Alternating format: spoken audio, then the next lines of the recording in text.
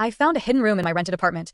I wish I hadn't opened it. 26F, moved to Mumbai 6 months ago after breaking up with my longtime boyfriend. The apartment I rented was on the 10th floor of an old but decent building in Bandra. The landlord gave it cheap. Suspiciously cheap. I didn't question it. Heartbreak and money pressure will do that to you. It was a 1 BHK or so, I thought. The first weird thing happened on my third night there. I kept hearing faint knocks from inside the walls. Always between 2 and 3 a.m. Always 3 soft knocks. Then silence. I thought it was the neighbors or the pipes. I ignored it. But then I noticed something strange about my wardrobe. It was bolted to the wall, like really bolted. Not just attached, sealed. Out of curiosity, I unscrewed it. Behind it was a door. Not a new one. An old, locked wooden door. With chipped paint and a rusted handle. Of course, I did what any rational idiot would do. I opened it. The room behind it wasn't on the blueprint. It was narrow, cold, and pitch black, with walls covered in handwritten diary pages, taped, pinned, and scribbled in ink. Most of it was ramblings, names, dates, numbers. But one line kept repeating. Don't let her out. She lies.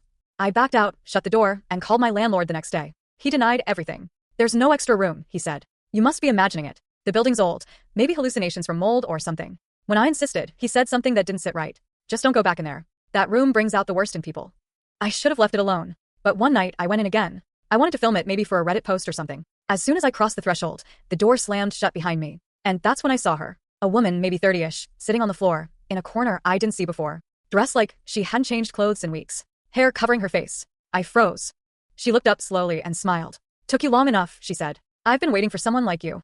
Who are you? I lived here. Before you. Before her. Before all of you.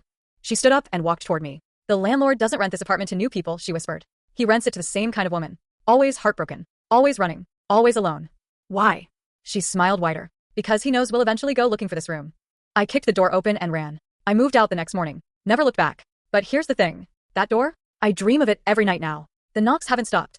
Even in my new flat. Only now, they come from inside my wardrobe. It's been 48 days since I left that apartment. I moved into a new flat across the city. Higher rent, smaller space, but no hidden rooms, at least at first. But here's where it starts getting twisted.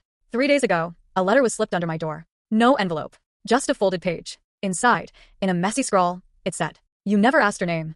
That's it. No signature. No sender. No clue how someone even knew I lived here now. I told myself it was just a prank. Maybe my ex? Maybe the landlord messing with me? But the same night, I heard the knocks again. 3 soft knocks. From inside my new wardrobe. I didn't open it. Not that night. Not the next either. But the wardrobe started smelling weird. Like wet paper. Like moldy ink. Finally, I couldn't take it. I opened it. Inside was just clothes. But buried in the pile was a crumpled diary page. One of the same pages I saw on the walls of the hidden room. At the bottom, scribbled in thick pen, it said, "She follows patterns, not people."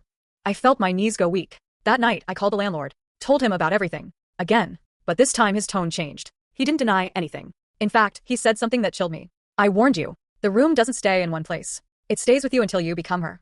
Become who? Maya. Ritu. Pooja. Shalini. They all had different names. Same ending.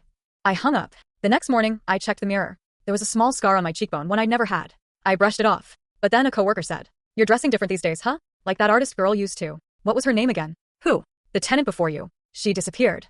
I never told them about the apartment. Never mentioned the girl. So how did they know? Last night, I stayed up. I put a chair against the wardrobe. Just in case. At 2:14 a.m., she knocked again. 3 times. Then whispered, "You're ready now." I haven't slept in 4 nights. Because every time I do, she's there, standing at the foot of my bed. Not moving. Not speaking. Just watching me like I've stolen something from her. I finally gave in, and did what I swore I wouldn't. I went back. To the original apartment.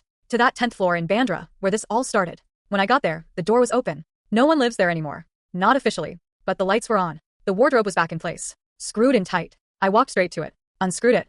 Opened the hidden door. The room was cleaner than before. No pajes. No mold. No strange woman in the corner. But this time, there was a mirror on the back wall. Not a regular mirror. One that rippled like water when I touched it. And then I saw something that shattered me. In the reflection, she was me. But not the version I see now, no. She was me before the breakup, the move, the stress. She looked peaceful. Smiling. Alive. I screamed. And the reflection spoke. Even though I didn't. "You left me behind. What are you talking about?" I said out loud. "I'm who you used to be, before you moved here. Before the nights got quiet. Before you started calling yourself strong. You locked me away and now I want out." The room grew colder. I backed out. But the reflection didn't. She stayed there, watching, still smiling. I ran. Again. But when I reached the stairs, there were photos taped to every wall. Photos of me. Sleeping. Eating. Crying. All taken from inside my current apartment. I dropped to the floor. Shaking. And on each photo, in red ink, was written, "Welcome back, Maya. I've been home for 2 days now. Except it doesn't feel like home. I keep finding new clothes in my closet. Food in my fridge, I don't remember buying. Messages on my phone, I didn't send. You're such a lovely artist, Maya. I can't believe how good your sketch was last night. You were always my favorite tenant. I'm not an artist. I've never sketched anything. But now my hands won't stop drawing. Every blank page turns into her face. Or is it mine? Today I woke up and my voice cracked when I said my name. I stared at the mirror and whispered, I am not Maya. But deep down, something whispered back. You are now. After everything, the photos, the voice, the hallucinations, I checked myself into a private clinic. I told them I was hearing voices, seeing things, losing time. The doctor ran tests, brain scans, sleep studies, psych evaluations. And what they told me, I wasn't haunted. I was programmed. Let me explain. Turns out the apartment I stayed in, the one with the hidden room, was part of an experimental behavioral study funded by a now shut down private research lab. They used the building to test the effects of isolation, suggestion, and environmental manipulation on emotionally vulnerable individuals. People like me. Women who had just experienced trauma, breakups, deaths, family estrangement. We were selected based on online therapy surveys and rental applications. We weren't tenants. We were subjects. The hidden room wasn't supernatural. It was a controlled space, fitted with one-way mirrors, scent dispensers, sound emitters. Those knocks. Pre-recorded. The diary pages? Planted. The strange woman I saw? An actress. Or a hallucination induced by a mild gas leaked into the room during certain hours. My doctor called it a neurological destabilizer, enough to trigger vivid dreams, paranoia, and even mild psychosis. But here's the worst part. Maya wasn't a ghost. She was a personality template. Each subject was subtly conditioned, through repetition, sound, and suggestion, to slowly adopt her behaviors, her habits, her name. They were studying how easily identity could be replaced under stress and sensory manipulation. And I was the last participant. The experiment was abandoned a year ago after a subject reportedly died. But some of the tech was left behind, unmonitored. The landlord? A former lab assistant. He kept using it, not for science anymore, just for control. I sued him. The case is ongoing. The apartment's been sealed. The files are under government review. But me? I still flinch when I hear knocks. I still hesitate when someone asks for my name. Sometimes, when I sign documents, my hand moves faster than I think, and I almost write, Maya. You don't need ghosts to haunt someone. Just isolate them long enough, and make them believe they were never real to begin with.